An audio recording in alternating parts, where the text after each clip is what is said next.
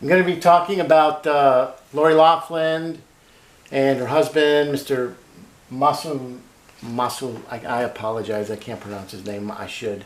I didn't practice it, I apologize. I just want to point something out, and this is for all of you who are watching. Please make a comment in the comment section. What amount of money could Lori Loughlin and her husband have paid USC to get their kids in to college at full tuition? In other words, above and beyond full tuition. How many millions would the Loughlins have had to pay? Now, keep in mind, the idea of these millions is not because they're spoiled and privileged, as the judge implied in this story. How many millions so that other kids could get in who had the grit, the determination, the qualifications, but didn't have the money? How many millions would you want them to have paid so that other students can get in? I'd like to know what you think in the comments section. Now I'm going to play and pause throughout, so let's listen to a little bit of the video. Good evening. In a case that in some ways confirmed the worst perceptions of privilege, access, and celebrity, actress Lori Loughlin and her husband have been sentenced to prison for their roles in the college admissions scandal. Both pleaded guilty to paying their daughter's way into USC, cheating an admissions system that already leaves so many aspiring young people on the outside looking in. Miguel Almaguer has... Now, do you see how misleading that is? The Loughlin and her husband were never offered the opportunity to pay a couple million so that other kids could get in. They were never made that offer, but the colleges allegedly have what's called a backroom and backdoor deal where the very rich elite pay tens of millions of dollars to get their kid in. And doesn't that seem just as wrong as what they're accusing the Loughlin of having done? That if your kid didn't quite measure up, but you want him to go to that college, you either have to pay 10, 20, or 30 million or they don't get in? Is that really fair? Isn't that greedy by the colleges to do that? Our report. Do you have any regrets? They avoided the crush of cameras at court by appearing via Zoom amid the pandemic. But actress Lori Loughlin and husband Mossimo Giannulli could not steer clear of prison. Loughlin sentenced today to 2 months, a $150,000 fine, and 100 hours of community service. Wiping away tears, Loughlin told the judge, "I thought I was acting out of love. I am truly and profoundly sorry." But the judge, who said he was dumbfounded, called her life a fairy tale. "You stand before me a convicted felon. And for what? The inexplicable desire to grasp even more. We can only hope you will spend the rest of your This is very condescending. Frankly, I think it's misogynistic. She's led a charmed life. If she has, it's because she made it to the top to the relative top as an actress to have a great career. For every Loughlin, there's going to be 10,000 out there, 20,000 who didn't. Now, would you call somebody in baseball who's in the top elite, would you call them having a charmed life? Or would you say that they worked hard and got to be the best they can be? Are some of the most famous athletes today who are getting $400 million? Is Mike Trout, is he leading a charmed life or did he work hard to earn it? So this is misogyny by the judge. And it takes attention away from the other issue that I brought up. There was no fair amount that gave the Loughlin a choice as to, okay, if you want your two daughters in, it's going to be $3 million apiece plus tuition so that we can let 10 or 20 other students get in who deserve to get in. Would anybody be offended by that if that option had been available? Remember, that option was not made available. If there was an option, it might have been for tens of millions of dollars.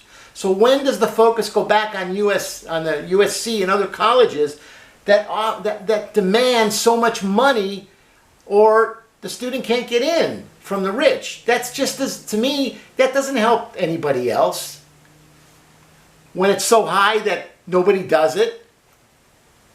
Armed life to make amends. This judge was definitely making an example out of Lori today by going over all of the opportunities and all of the privilege she's had in life. Anything to say about the allegation? again, the privilege, she earned those privileges. This is so arrogant of the judge to, I think it's misogyny to just so devalue her that way and take the college off the hook for not having a program that's reasonable so that others can benefit if she really wanted to get her kids into the college. That's the issue that never got discussed during the trial or in the news or going forward. And this is scary because this seems to happen in the medical industry and in the judicial. They get to frame the topic so tightly to what they want it to be that we never get to ask questions about, well, why weren't you doing this, this, and this? And we live in this world, and I think that's why there's a lot of tension and mistrust in the world, because topics get so framed so tightly that we don't get to learn or expand or come up with what would have been the ideal scenario. With Giannulli sentenced to 5 months, a $250,000 fine, and 150 hours of community service, prosecutors say he took a more active role as the wealthy couple gamed the system, even posing their daughters as elite crew recruits while paying $500,000 to cheat their way into USC. Again, it was $500,000 or nothing. There was no other option. Why wouldn't you want the rich elite who earn their money to give a chunk of it so that others can get into the college? And that choice was not given to them. That's what's not being discussed here.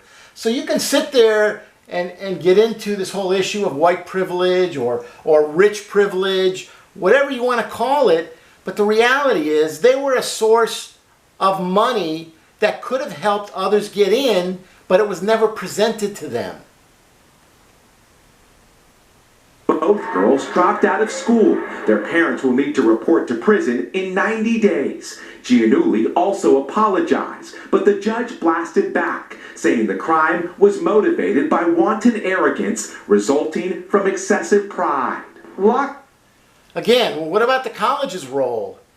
Isn't it arrogance on the college's part to not give an incentive to people like Loughlin that want their daughters to go to that college and you know, I mean,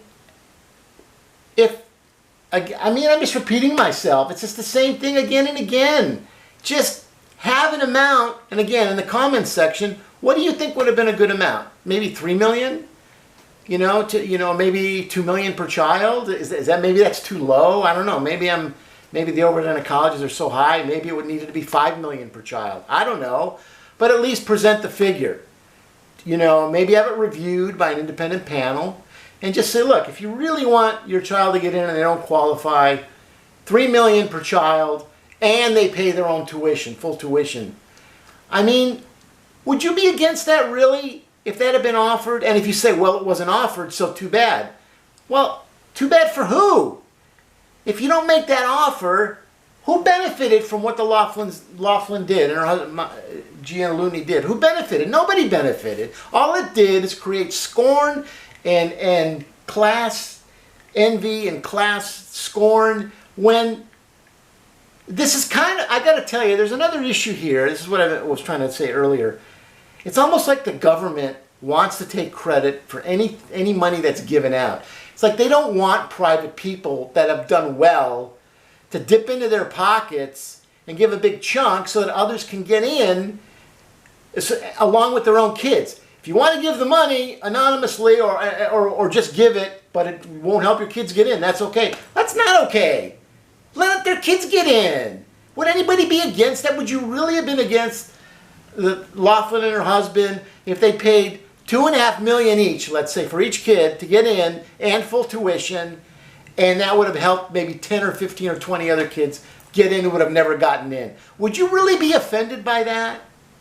Please, let me know in the comments section. What I'm missing something here, or they're purposely masking the real issue here and just creating more and more class envy and discord in the country. Loughlin, most famous for her role on Full House, which featured a family living here in San Francisco, will soon be a long way from a TV set. She could serve out her sentence in a prison in the desert of Southern California. Oscar nominee Felicity Huffman spent 11 days behind bars after declaring her guilt months before Loughlin. Tonight, one of Hollywood's real-life scandals coming to a dramatic end. Miguel Almaguer, NBC News. A tough weekend ahead as far. Okay, well that's basically it. It's really sad, all the devastation, and apparently the firefighters are undermanned. But in the comments section, please just explain it to me. What am I missing here? Why do we have to hate the successful? Why wasn't there a mechanism in place where they could pay a ton of money, but not an outrageous ton of money, so that other kids could have gotten in? That offer was not made to them, so they still wanted to get their kids in. That's what any parent would try to do that. They were not given the opportunity to do what they could do, and you got to wonder about our government.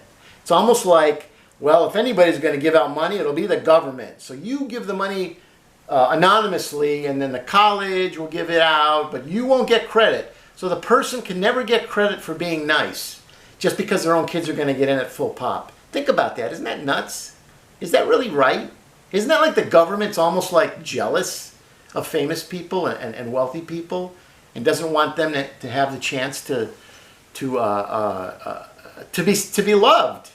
So they took a situation where they could have been actually heroes and turned them into criminals by not giving them a choice as to an actual amount of money they could have given to get their kids in, along with a bunch of other kids who otherwise would never have gotten in.